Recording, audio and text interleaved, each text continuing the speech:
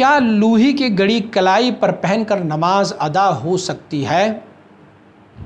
جن علماء نے لوہی کی چیز کلائی پر باندھ کے نماز نہ پڑھنے کی یا نماز نہ ہونے کی فتویٰ دیا ہوا ہے، وہ مشابہت اور تشبہ ہنود کے ساتھ یا ان دوسرے لوگوں کے ساتھ جو کڑے پہنتے ہیں۔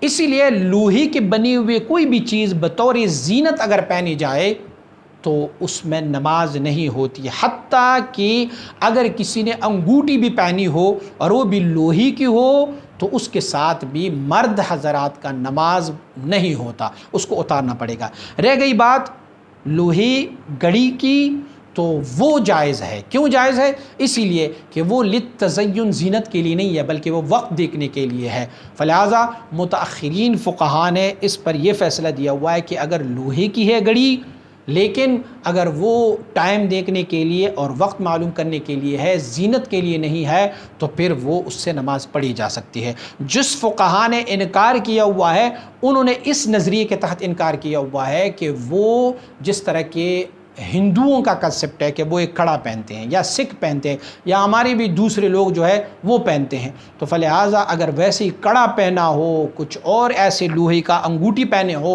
تو پھر اس سے نماز نہیں ہوتی، اما گڑی کے ساتھ نماز ہو جاتی ہے۔ مزید اسلامی ویڈیوز کے لیے ہمارے YouTube چینل کو سبسکرائب کریں اور بیل آئیکن پر کلک کریں، اور ویڈیو کو لائک، کومنٹ اور شیئر ضرور کریں۔ جزاک اللہ۔